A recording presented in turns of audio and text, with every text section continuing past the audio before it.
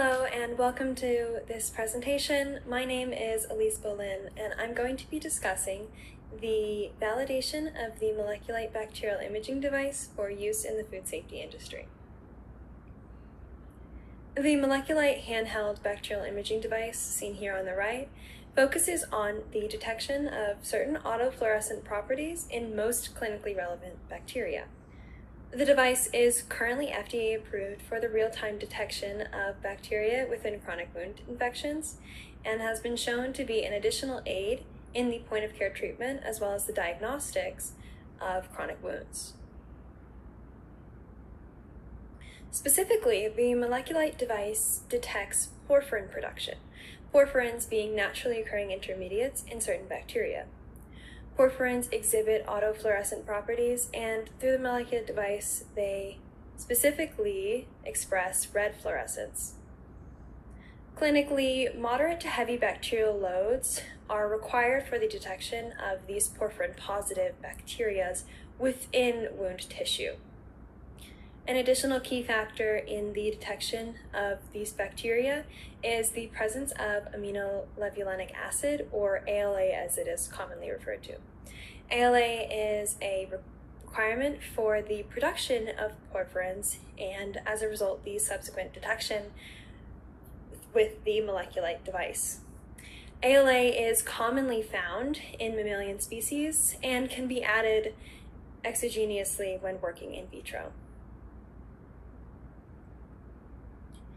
While the MolecuLight device is FDA approved to work in clinical settings, there is currently interest in expanding the use of the MolecuLight device outside of the clinical setting and into the commercial food industry. Specifically, the device would focus on testing for microorganisms relevant to food safety.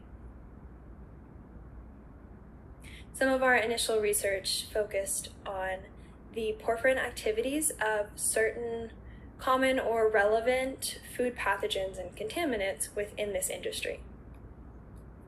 Specifically, several species of common food pathogens or bacterial contaminants were tested to validate the use of the MolecuLight device in detecting these specific and relevant bacterial species.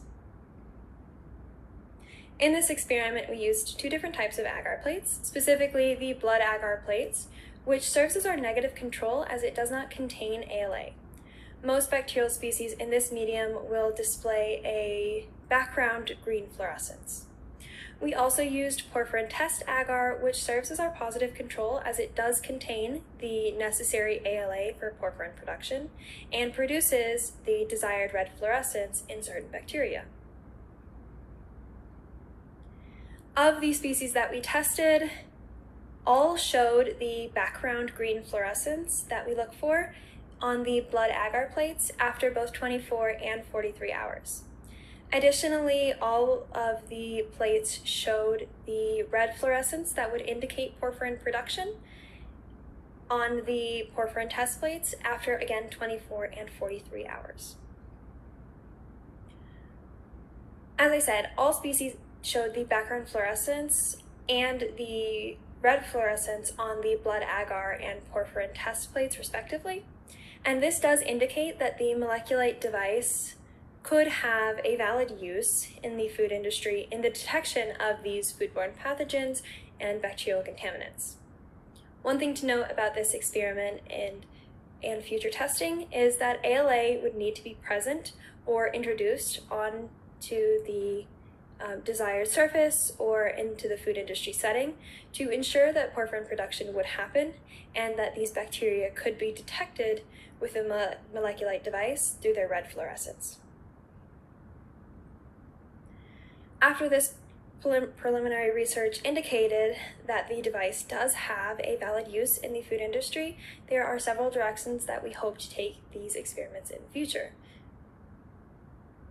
Like I said, we hope to further validate the use of the MolecuLight device in the food industry. So in the future, we are going to focus on the detection of both Listeria and Salmonella on certain food contaminant surfaces that are used commonly in food production or processing.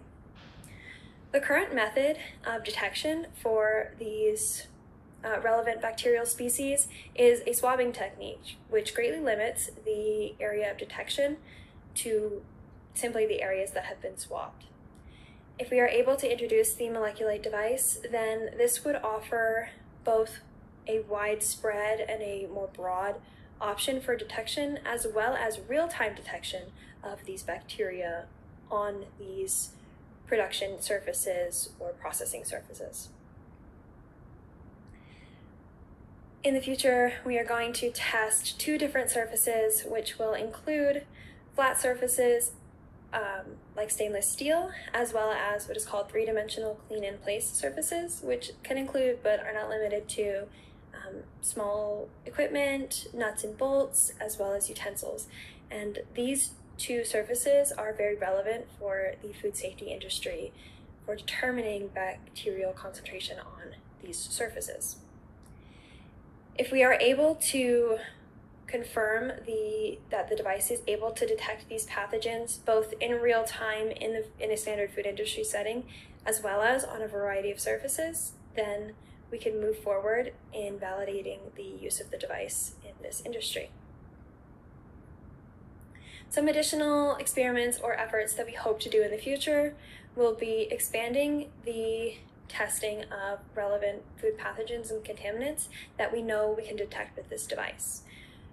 While our preliminary research detected several different food contaminants and bacteria, we hope to expand these to include many more relevant bacteria within the food industry.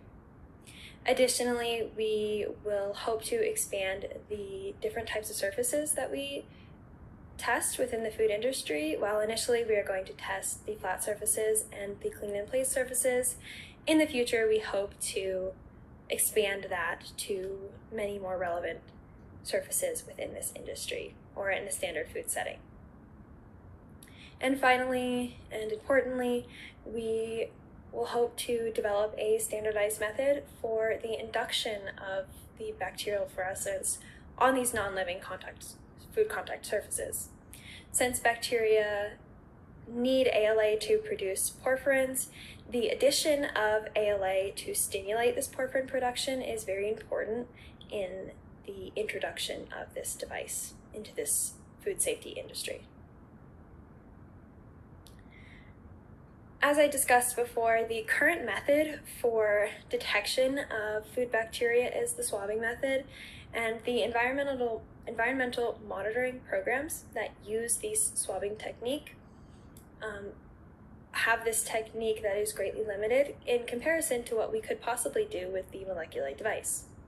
If we are able to incorporate this device into the standard sanitation operating procedures, then it will add an additional measure of safety, which would broaden the area of detection and offer an option for real-time detection of bacteria as opposed to the swabbing technique.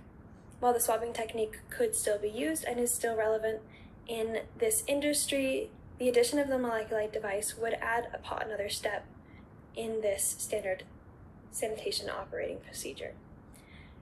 If we are able to do this, then it would offer the food safety industry additional assurance and the option for real-time, broader detection and an easier option for the detection of bacteria on a variety of surfaces within the food industry.